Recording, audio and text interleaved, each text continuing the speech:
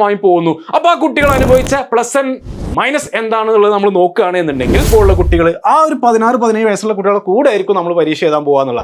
നമ്മൾ പോണ സമയത്ത് ചിലപ്പോൾ സെൻറ്റർ മാറ്റിയിട്ടുണ്ടോ, അല്ലെങ്കിൽ അവിടെ ആ എക്സാം ഈ ഒരു ക്ലാസ് റൂമിൽ നടക്കേണ്ട പരീക്ഷ ചിലപ്പോൾ മാറ്റിയിട്ട് അപ്പുറത്തെ ക്ലാസ് റൂം മാറ്റിയിട്ടോ ഇവിടുന്ന് ഇങ്ങോട്ട് പോകാൻ ചിലപ്പോൾ 15 മിനിറ്റ് നടക്കേണ്ടി വരും. ഇങ്ങനത്തെ പ്രശ്നങ്ങളൊക്കെ കുട്ടികൾക്ക് വരാറുണ്ട്. സോ 15 മിനിറ്റ്സിന്റെ റീഡിംഗ് ടൈം നമ്മുടെ ബാസിന്റെ കുട്ടികൾ എന്ത് ചെയ്യും, നമ്മളിത് പ്രൊഡക്റ്റീവായിട്ട് യൂസ് ചെയ്യും. ആ ചെയ്യാനുള്ള കുറച്ച് പൊടിക്കൈകളൊക്കെ ഉണ്ട്, അത് പറഞ്ഞുതരാം. ഓക്കെ, അക്കൗണ്ടൻസിക്ക് പോലത്തെ പേപ്പർ, മാത്തമാറ്റിക്സ് പോലത്തെ പേപ്പർ, ഫിസിക്സിലൊക്കെ കാൽക്കുലേറ്റർ ഉപയോഗിക്കാൻ പറ്റുമെന്നുള്ളതാണ്. അപ്പോൾ ഒന്നാമത്തെ ബി എന്നുള്ളത് നാലാമത്തതായിരിക്കും ബി വരിക. ഒന്നാമത്തെ ചിലപ്പോൾ ആൻസർ എയോ സിയോ ആയിരിക്കും. അപ്പോൾ ഇങ്ങനത്തെ പ്രശ്നങ്ങൾ വരും. അതുകൊണ്ട് തന്നെ ഇത് ഒബ്ജക്റ്റീവ് എക്സാമിനേഷൻ 50 മാർക്ക് വെറും ഒരു മാസം കൊണ്ട് NIOS വിദ്യാർത്ഥികളെ വിജയത്തിലേക്ക് എത്തിക്കാൻ സഹായിക്കുന്ന ആദിൽ സാറിൻ്റെ ബാസ് ക്രാഷ് കോഴ്സിൻ്റെ പുതിയ ബാച്ചിലേക്കുള്ള അഡ്മിഷൻ ആരംഭിച്ചിരിക്കുകയാണ്.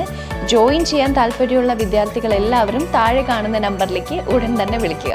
Bass study centre, corporate office, G3104, JNIS, Kaloor, Kochi 682017. Hello everyone, Baz study സെന്ററിന്റെ പുതിയൊരു വീഡിയോയിലോട്ട് എല്ലാവർക്കും സ്വാഗതം. NIOS ഒക്ടോബർ 2024 എക്സാം ആണ് ഇനി നമുക്ക് വരാനുള്ളത്. അടുത്ത മാസമാണ് നമ്മുടെ എക്സാമിനേഷൻ വരുന്നത് പറഞ്ഞു. അതിന്റെ ഡേറ്റ്സുകളൊക്കെ ഏകദേശം നമുക്കറിയാം. ഒക്ടോബർ 2nd വീക്കിലാണ് നമ്മുടെ എക്സാമിനേഷൻ വരിക എന്നൊക്കെ എല്ലാവർക്കും അറിയാം. അപ്പോൾ നമ്മളൊക്കെ എക്സാമിന് വേണ്ടി പ്രിപ്പയർ ചെയ്ത് നോക്കുന്ന സമയമാണ്. അപ്പോൾ എക്സാമിന് വേണ്ടി പ്രിപ്പയർ ചെയ്താൽ മാത്രം പോരാ, എക്സാം എങ്ങനെ അറ്റൻഡ് ചെയ്യണം, ആ എക്സാം ഹാളിൽ നമ്മൾ പ്രവേശിക്കുമ്പോൾ നമുക്ക് ഫുൾ മാർക്ക് കിട്ടാൻ വേണ്ടിയിട്ട് നമ്മൾ ചെയ്യേണ്ട കാര്യങ്ങൾ എന്തൊക്കെയാണെന്നുള്ളതൊക്കെ നമുക്ക് അറിയേണ്ടതായിട്ടുണ്ട്. അപ്പോൾ എൻ്റെ കുട്ടികളൊക്കെ എന്നോട് ചോദിച്ചായിരുന്നു, സാർ എല്ലാ കാര്യങ്ങളും സാറ് പറഞ്ഞു തരുന്നുണ്ട്, സാറ് പറഞ്ഞ കാര്യങ്ങൾ കേട്ടിട്ടാണ് ഇതുവരെ ഞങ്ങൾ പോയത്, ഇനിയും ഞങ്ങൾ അങ്ങനെ തന്നെയാണ് പോവുക, സാറ് മാത്രമേ എല്ലാ കാര്യങ്ങളും പറഞ്ഞു തരുന്നു എന്നുള്ളതാണ്. അപ്പോൾ ആ കാര്യങ്ങളൊക്കെ നമ്മുടെ കുട്ടികൾക്ക് അറിയേണ്ടതായിട്ടുള്ള കാര്യങ്ങളായതുകൊണ്ടാണ് നമ്മൾ അത് എപ്പോഴും കുട്ടികൾക്ക് ഡീറ്റെയിൽ ആയിട്ട് പറഞ്ഞുകൊണ്ടിരിക്കുന്നത്.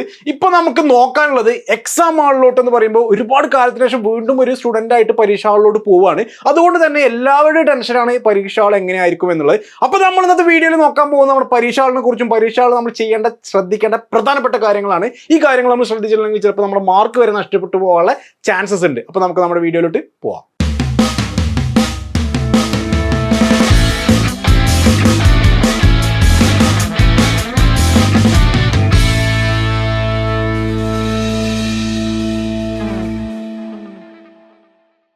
NIOS ഒക്ടോബർ 2024 പരീക്ഷയ്ക്ക് വേണ്ടി പഠിക്കുന്ന എൻ്റെ കുട്ടികൾ, നമ്മളെല്ലാവരും പഠിക്കാൻ സ്റ്റാർട്ട് ചെയ്തു. ഇപ്പോൾ കുറേയൊക്കെ ഒന്ന് ചൂടായി വരുന്നുണ്ട്, കുട്ടികളൊക്കെ പഠിച്ചു തുടങ്ങിയിട്ടുണ്ട്. ഇപ്പോൾ നമ്മളെ ബാസ് ക്രാഷ് കോഴ്സിലൊക്കെ ഒരുപാട് കുട്ടികളാണ് ജോയിൻ ചെയ്യുന്നത് പഠിക്കാൻ വേണ്ടിയിട്ട്.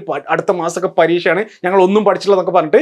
അപ്പോൾ നമുക്ക് പഠിക്കാനുള്ള ആ ഒരു ചാൻസ് നമ്മുടെ കയ്യിലുണ്ട്, മാത്രമല്ല പഠിക്കാനുള്ളൊരു മനസ്സുണ്ട്. അതാണ് നമ്മുടെ കുട്ടികളുടെ ഏറ്റവും വലിയൊരു പോയിന്റ്. ബാക്കി ഏത് കോഴ്സോ അല്ലെങ്കിൽ വേറെ ഏത് സ്റ്റുഡൻസ് ആണെങ്കിലും അവർക്കൊക്കെ ഒരു സെയിം സ്ട്രാറ്റജിയാണ് പോകുക. പക്ഷേ നമ്മുടെ NIOS കുട്ടികൾ എന്ന് വെച്ചാൽ വ്യത്യസ്ത പ്രായമുള്ള ആളുകളാണെങ്കിൽ പോലും പരീക്ഷ സമയത്ത് നമ്മളെല്ലാവരും ഒറ്റ മനസ്സോട് കൂടിയിട്ടാണ് പരീക്ഷയ്ക്ക് വരിക. അതുകൊണ്ട് തന്നെ നമ്മൾ കൊടുക്കുന്ന ആ ഒരു സപ്പോർട്ട് കുട്ടികൾക്ക് റെലവൻ്റ് ആണ്, ഇമ്പോർട്ടൻ്റ് ആണ്. കുട്ടികൾക്ക് അത് വെച്ചിട്ട് പാസ്സായി പോരാൻ പറ്റുന്നു എന്നുള്ളത് നമുക്ക് പ്രൂവൺ ആണ്. ഓരോ വർഷവും നമ്മൾ അതിൽ നിന്ന് നമ്മുടെ കുട്ടികൾ 100% വിജയിക്കുമ്പോൾ നമുക്ക് അത്രയും സന്തോഷം ഉണ്ടാവുന്നത് ഈ ഒരു കുട്ടികളുടെ ഒരു താല്പര്യം കൂടി കാരണമാണ്. അപ്പോൾ നമ്മൾ ബാസിന്റെ ക്രാഷ് കോഴ്സ് നമ്മൾ ഡിസൈൻ ചെയ്തിട്ടുള്ളതും നമ്മുടെ എല്ലാവിധ ഏജിലുള്ള ആളുകൾക്കും അതേപോലെ ഒന്നും പഠിക്കാത്തവർക്കും നന്നായി പഠിച്ചവർക്കും എല്ലാവർക്കും യൂസ് ചെയ്യാൻ പറ്റണം. അപ്പോൾ അതിന് പറ്റുന്ന രീതിയിൽ എല്ലാവർക്കും അത് എളുപ്പമാവുന്ന രീതിയിൽ, ഇപ്പോൾ ഒരുപാട് രജിസ്റ്റർ ചെയ്തിട്ട് ഒരുപാട് ക്ലാസ് അറ്റൻഡ് ചെയ്തു, പക്ഷെ എനിക്കൊന്നും അറിയില്ല, അല്ലെങ്കിൽ ഞാൻ അവിടെ പഠിച്ചു ഇവിടെ പഠിച്ചു ഒന്നും അറിയില്ല, എനിക്കിപ്പോൾ എന്ത് ചെയ്യാൻ പറ്റുമെന്നാണ് എൻ്റെ കുട്ടികൾ ഇവിടെ വരുമ്പോൾ ചോദിക്കുക. ഇവിടുന്ന് അങ്ങോട്ട് ചെയ്യാനുള്ള കാര്യങ്ങൾ ഇത്രയേ ഉള്ളൂ. ഇനിയിപ്പോൾ ഒരു ദിവസം മുമ്പ് വരികയാണെങ്കിലും അത് ചെയ്യാനുള്ള കാര്യങ്ങൾ നമുക്കുണ്ട്. കാരണം നമ്മുടെ കയ്യിലുള്ളത് കണ്ടന്റ് ആണ്. ആ കണ്ടന്റ് പഠിച്ചാൽ മാത്രം മതി. NIOS ഫുള്ള് പഠിക്കേണ്ട ആവശ്യമില്ല,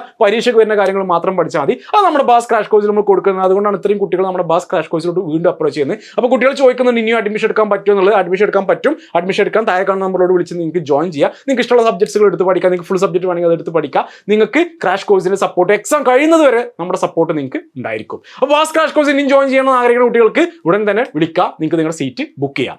നമ്മുടെ കാര്യത്തിലോട്ട് വരികയാണ്. നമ്മുടെ NIOS ഒക്ടോബർ 2024 പരീക്ഷ ഹാളിലോട്ട് പോകുമ്പോൾ ആദ്യമായിട്ട് നമ്മളൊരു പരീക്ഷ എഴുതാൻ പോകും, അല്ലെങ്കിൽ മുമ്പ് പോയിട്ട് ഇനിയിപ്പോൾ ഈ ഒരു അടുത്ത് ഞാൻ ആദ്യമായിട്ടാണ് ഒരു വിദ്യാർത്ഥി പോകാൻ പോകുന്നതെന്നുള്ള ഒരു ടെൻഷനിലാണ് എൻ്റെ കുട്ടികളൊക്കെ. അതുകൊണ്ടാണ് എന്നോട് ഇത്രയും കുട്ടികൾ ഈ ഒരു കാര്യം, സാറേ പരീക്ഷ ഹാളിനെ കുറിച്ചിട്ടൊന്ന് ഒരു വീഡിയോ ചെയ്തു തരാൻ പറ്റുമോ, അതൊന്ന് പറഞ്ഞുതരാൻ പറ്റുമോ എന്ന് ചോദിച്ചത്. അപ്പോൾ വൈ നോട്ട്, നമ്മുടെ കുട്ടികളൊക്കെ അങ്ങനെ വരിയായിട്ട് പരീക്ഷ ഹാളിൽ പോകുന്നു, പഠിച്ച് പാസ്സാവുന്നു, നല്ല ഹാപ്പി ആയിട്ട് സർട്ടിഫിക്കറ്റ് വാങ്ങി പോകുന്നു. അപ്പോൾ ആ കുട്ടികൾ അനുഭവിച്ച പ്ലസ് ആൻഡ് മൈനസ് എന്താണെന്നുള്ളത് നമ്മൾ നോക്കുകയാണെന്നുണ്ടെങ്കിൽ നമുക്ക് NIOS ഒക്ടോബർ 2024 എക്സാമിനേഷൻ മാത്രമല്ല NIOSന്റെ എക്സാമിനേഷൻ തന്നെ കുട്ടികളുടെ ഒരു ധാരണ എന്താണെന്ന് വെച്ചാൽ കേരള ബോർഡിലെ കുട്ടികളും അല്ലെങ്കിൽ മറ്റുള്ള CBSE ബോർഡിലെ കുട്ടികൾ ആ ഒരു 16-17 വയസ്സുള്ള കുട്ടികളുടെ കൂടെ ആയിരിക്കും നമ്മൾ പരീക്ഷ എഴുതാൻ പോകാന്നുള്ള. അങ്ങനെ ചിന്തിക്കുമ്പോൾ നമ്മുടെ കുട്ടികളുടെ ഒരു പ്രശ്നം എന്താ വെച്ചാൽ ഞങ്ങൾ ഇത്രയും വയസ്സായിട്ടുള്ള ആളുകളൊക്കെയാണ്, അപ്പം ഇനി അവരൊക്കെ പോകുമ്പോൾ അതൊരു ഇൻഫീരിയോറിറ്റി ആണെന്ന് പറയും. അപ്പോൾ അത് പേടിക്കേണ്ട.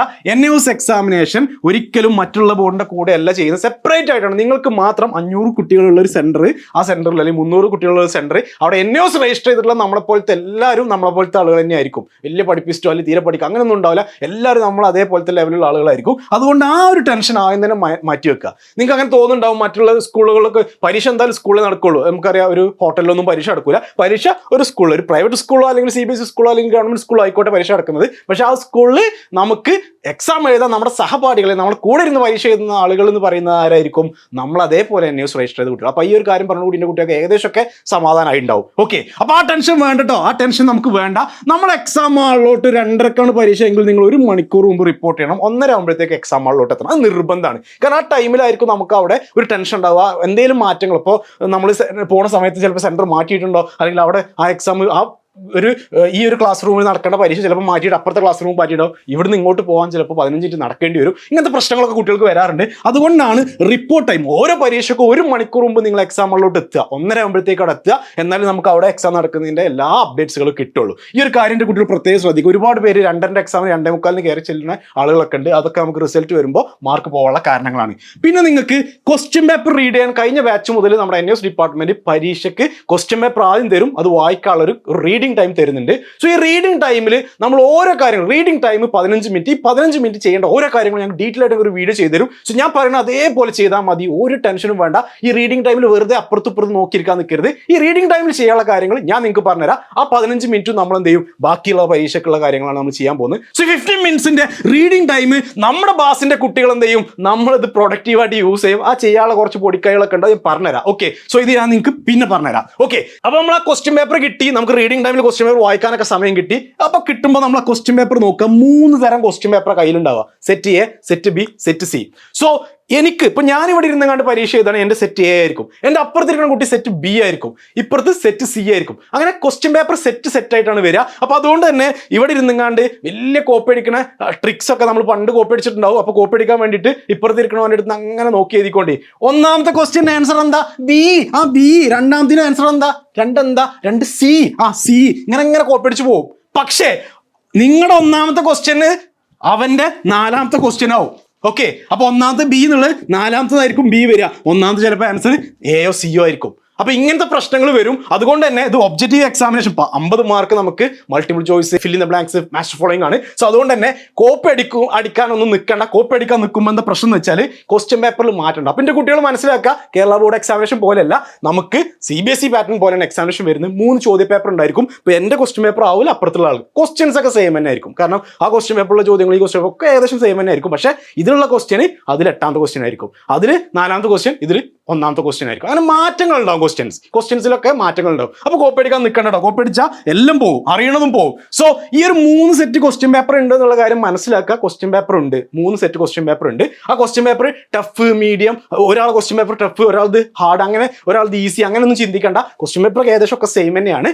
ക്വസ്റ്റ്യൻസിലുള്ള മാറ്റങ്ങളാണ് അവിടെ വരുന്നത്. ഓക്കെ, സോ ഈ ഒരു 3 സെറ്റ് ക്വസ്റ്റ്യൻ പേപ്പർ വരിക എന്നുള്ള കാര്യം പ്രത്യേകം ശ്രദ്ധിക്കുക. ഇനി എൻ്റെ കുട്ടികൾ കൂടുതലായിട്ട് ചോദിച്ചതാണ് അക്കൗണ്ടൻസി ഒക്കെ പോലത്തെ പേപ്പർ, മാത്തമാറ്റിക്സ് ഒക്കെ പോലത്തെ പേപ്പർ, ഫിസിക്സിലൊക്കെ കാൽക്കുലേറ്റർ ഉപയോഗിക്കാൻ പറ്റും എന്നുള്ളതാണ്. കാൽക്കുലേറ്റർ പോയിട്ട് ഡിജിറ്റൽ വാച്ച് പോലും നമുക്ക് അതിൻ്റെ ഉള്ളിലോട്ട് എൻട്രി ചെയ്യില്ല, മൊബൈൽ ഫോൺ എൻട്രി ചെയ്യില്ല. സോ എല്ലാവിധ ഗാഡ്ജറ്റ്സുകളും നമ്മൾ ഒഴിവാക്കണം. അതുപോലെ തന്നെ നമ്മുടെ കാൽക്കുലേറ്റർ, നമുക്ക് അക്കൗണ്ടൻസി ഒക്കെ കാൽക്കുലേറ്റർ ഇല്ലാതെ എങ്ങനെ, അതിപ്പോൾ നമുക്ക് പരീക്ഷയ്ക്ക് കാൽക്കുലേറ്റർ യൂസ് ചെയ്യാൻ പറ്റില്ല. സോ കാൽക്കുലേറ്റർ നോട്ട് അലൗഡ് ആണ്. ഓക്കെ, സോ ഈ ഗാഡ്ജറ്റ്സ് ഇങ്ങനെയുള്ള കാര്യങ്ങളൊക്കെ നമ്മൾ ഒരിക്കലും നമ്മളത് എക്സാം ഹാളിലോട്ട് കൊണ്ടുവരാതിരിക്കുക. അതേപോലെ തന്നെ നമ്മൾ കോപ്പി അടിക്കുക, മാൽ പ്രാക്ടീസസ് നമ്മൾ കോപ്പി അടിക്കാനൊക്കെ ശ്രമിച്ചു കഴിഞ്ഞാൽ പ്രശ്നം എന്താണെന്ന് വെച്ചാൽ അതെന്തായാലും അവിടെ നിന്ന് നമുക്ക് റിപ്പോർട്ട് ചെയ്യാം. NIOSന്റെ എക്സാം ഹാളിൽ നിന്ന് ഇൻഡിവിജ്വലായിട്ട് റിപ്പോർട്ട് ചെയ്യുകയാണെങ്കിൽ പിന്നെ നമ്മുടെ റിസൾട്ട് വരില്ല. അപ്പോൾ നമുക്ക് UFM ലെറ്റർ ഫയൽ ചെയ്യേണ്ടി വരും. നമ്മൾ എന്തുകൊണ്ട് കോപ്പി അടിച്ച് പിടിച്ചു എന്നുള്ളത് നമ്മളൊരു എക്സ്പ്ലനേഷൻ കൊടുക്കേണ്ടി വരും. എന്നാലും നമുക്ക് നമ്മൾ റിസൾട്ട് കിട്ടുള്ളൂ. അപ്പോൾ അതുകൊണ്ട് തന്നെ മാൽ പ്രാക്ടീസസിന് പോവാതിരിക്കുക, ശ്രദ്ധിക്കുക. ഈ ഒരു കാര്യങ്ങളൊക്കെ ശ്രദ്ധിക്കുക. പിന്നെ നിങ്ങൾക്ക് ആ എക്സാം ഹാളിൽ പോകുമ്പോൾ ആ എക്സാം നടത്തുന്ന ആൾ, ആ ഇൻവിജിലേറ്റർ അല്ലെങ്കിൽ ആ എക്സാമിനർ, അതേപോലെ അവിടെയുള്ള കുട്ടികൾ, അപ്പോൾ നിങ്ങൾക്ക് ആ സിറ്റുവേഷൻ നോക്കിയിട്ട് ബിഹേവ് ചെയ്യുക. അപ്പോൾ ആ സിറ്റുവേഷനിൽ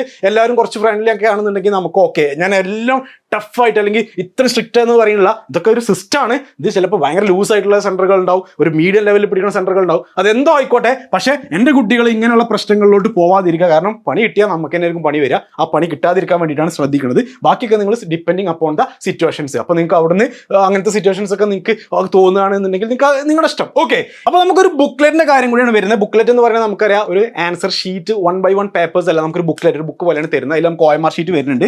OMR ഷീറ്റിന്റെ നമ്മളൊരു വീഡിയോ ആയിട്ട് ചെയ്യുന്നുണ്ട്. അതുപോലെ തന്നെ ഈ ക്വസ്റ്റ്യൻ പേപ്പർ റീഡിങ്ങിന്റെ കണ്ടന്റ് നമുക്ക് പ്രൊസീജിയർ ആയിട്ട് പഠിക്കാനുണ്ട്. അപ്പോൾ അത് രണ്ടും ഞാൻ നിങ്ങൾക്ക് വീഡിയോസ് ആയിട്ട് ചെയ്യും. അതുപോലെ തന്നെ നിങ്ങൾക്ക് എന്ത് കാര്യങ്ങളും ഒരു വീഡിയോ ആയിട്ടൊക്കെ ആവശ്യമുണ്ടെങ്കിൽ നിങ്ങൾക്ക് ഈ വീഡിയോയുടെ താഴെ കമന്റ് ചെയ്യാം. നിങ്ങൾക്ക് NIOSന്റെ എക്സാം എഴുതി റിസൾട്ട് വന്ന് സർട്ടിഫിക്കറ്റ് കയ്യിൽ നിന്ന് കിട്ടുന്നത് വരെ നിങ്ങൾക്ക് ആരും പറഞ്ഞു തരാത്ത അല്ലെങ്കിൽ നിങ്ങൾക്ക് ഇത് അറിയണമെന്ന് ആഗ്രഹിക്കണം എന്ത് കാര്യങ്ങളുണ്ടോ മക്കൾക്ക് എൻ്റെ വീഡിയോൻ്റെ താഴെ കമൻറ്റ് ചെയ്യുക, ഞാനത് കണ്ടന്റ് ആയി തരും. നമുക്കിപ്പോൾ കണ്ടന്റ് ചെയ്തു തരാൻ ഒരു ആളെയും പെർമിഷൻ ചോദിക്കേണ്ട ആവശ്യമില്ല. അങ്ങോട്ട് വരിക, നിങ്ങൾക്ക് കാര്യങ്ങൾ പറഞ്ഞുതരാം. ഓക്കെ, സമയത്തിനനുസരിച്ച് നമ്മൾ ചെയ്തു തരും. ഓക്കെ, അപ്പോൾ ഇനി ഈ പറഞ്ഞ കാര്യങ്ങളൊക്കെ എൻ്റെ കുട്ടികൾക്ക് ഇമ്പോർട്ടൻ്റ് ആണ്, ഇത് ആരും പറഞ്ഞുതരില്ല. ഓക്കെ, പരീക്ഷ ഉണ്ടെന്ന് എല്ലാവർക്കും അറിയാം, പക്ഷെ പരീക്ഷയ്ക്ക് ഇതൊക്കെ ഉണ്ടോ?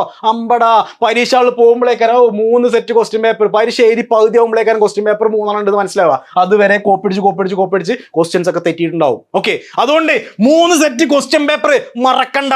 അതേപോലെ കാൽക്കുലേറ്ററും മറ്റുള്ള ഗാഡ്ജറ്റ്സും കയറ്റണ്ട, ഉള്ളിലോട്ട് കൊണ്ടുപോകാനുള്ള സിറ്റുവേഷൻസ് ഉണ്ടോ ഇല്ലെന്ന് നിങ്ങൾ അപ്പം ചെക്ക് ചെയ്താൽ. പക്ഷേ ഇതാണ് റൂള്. ഓക്കെ, അതേപോലെ തന്നെ മാൽ പ്രാക്ടീസസിന് നിൽക്കേണ്ട മക്കളെ UFM ലെറ്റർ ഫയൽ ചെയ്യേണ്ടി വരും. നമ്മളെ റിസൾട്ട് പിടിച്ചു വെക്കും. Okay, result letter RL, result withheld, result തടഞ്ഞു വെക്കും. ഓക്കെ, അതുപോലെ തന്നെ റിപ്പോർട്ടിംഗ് ടൈം മറക്കണ്ട. 1 മണിക്കൂർ മുമ്പ് നിങ്ങൾ എക്സാം ഹാളിലോട്ട് റിപ്പോർട്ട് ചെയ്യണം. അതിന്റെ ഉപയോഗം ഞാൻ പറഞ്ഞു. എക്സാം ചിലപ്പോൾ സെന്റർ ബ്ലോക്ക്, ഒരു വലിയ സ്കൂളുകളൊക്കെ ആണെങ്കിൽ ബ്ലോക്കൊക്കെ ചേഞ്ച് ചെയ്യും. അപ്പോൾ നമുക്ക് പിന്നെ പരീക്ഷകളിലോട്ട് വൈകാനുള്ള ചാൻസസ് ഉണ്ട്. കുട്ടികൾക്ക് അങ്ങനെ പറ്റാറുണ്ട്, മണ്ടത്തരങ്ങൾ വരാറുണ്ട്. നിങ്ങൾക്കത് വരാതിരിക്കാനാണ് പറയുന്നത്. ക്വസ്റ്റ്യൻ പേപ്പർ റീഡിംഗ് ടൈമിൽ ചെയ്യേണ്ട കാര്യം നമ്മൾ അടുത്തൊരു വീഡിയോയിലായിട്ട് ചെയ്യും. അപ്പോൾ ഇത്രയും കാര്യങ്ങൾ നമ്മുടെ കുട്ടികൾ ഒരു എക്സാം ഹാളിൽ പ്രവേശിക്കുമ്പോൾ ചെയ്യേണ്ട കാര്യങ്ങളാണ്. ഒരു എക്സാം ഹാളിൽ കഴിഞ്ഞ ബാച്ചിൽ പരീക്ഷ എഴുതിയ ഒരു വിദ്യാർത്ഥി എന്നുള്ള നിലയിലാണ് ഞാൻ നിൽക്കുന്നത്. ഞാനൊരു അധ്യാപകനാണ്. എൻ്റെ കുട്ടികളൊക്കെ പരീക്ഷ എഴുതി എന്നോട് പറഞ്ഞ പ്രശ്നങ്ങളും കാര്യങ്ങളൊക്കെയാണ് നിങ്ങളോട് പറഞ്ഞത്.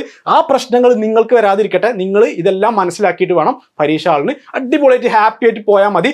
ആ എക്സാമിന് പോകാനുള്ളതും ആ എക്സാമിന് പഠിക്കാനുള്ളതും എല്ലാ കാര്യങ്ങളും നമ്മൾ പ്രൊവൈഡ് ചെയ്യുന്നുണ്ട്. അപ്പോൾ മറ്റുള്ള കുട്ടികളെ പോലെ ഒന്നും അറിയാതെയല്ല നിങ്ങൾ വരുന്നത്. നിങ്ങൾക്കെല്ലാം ഒരു പ്രോപ്പർ ഡയറക്ഷൻ നമ്മൾ എടുക്കുന്നുണ്ട്. അപ്പോൾ അതുകൊണ്ട് തന്നെ ഒരു ടെൻഷൻ അടിക്കേണ്ട, ആ കോൺഫിഡൻസിൽ നിൽക്കുക. ഒന്നും പഠിച്ചില്ല എന്ന് പറഞ്ഞാൽ ഇനി വരണ്ട, പഠിച്ചു തുടങ്ങിക്കോ, ഒരു കുഴപ്പമില്ല. ഒന്നും പഠിക്കാത്ത ആൾക്കും ഇപ്പോൾ പഠിച്ചു കഴിഞ്ഞാൽ ഇത് ഫുൾ മാർക്കോട് കൂടി വിജയിക്കാൻ പറ്റും. ഓക്കെ, അപ്പോൾ നമ്മൾ ബാസിന്റെ എല്ലാ സപ്പോർട്ടും നമ്മൾ ടെലഗ്രാം ഗ്രൂപ്പ് മുഖേന ഉണ്ടാവും. ടെലഗ്രാം ഗ്രൂപ്പിൽ ലിങ്ക് ഞാൻ ഡിസ്ക്രിപ്ഷനിൽ കൊടുത്തിട്ടുണ്ട്. അപ്പോൾ അതിലോട്ട് ജോയിൻ ചെയ്തോളൂ, ലിങ്ക് ഡിസ്ക്രിപ്ഷനിലുണ്ട്. ഇതൊരു വീഡിയോ എല്ലാവർക്കും യൂസ്ഫുൾ ആയിരിക്കുന്നുണ്ട്. മറ്റൊരു വീഡിയോ നമുക്ക് വീണ്ടും കാണാം. അതുവരേക്കും താങ്ക് യു.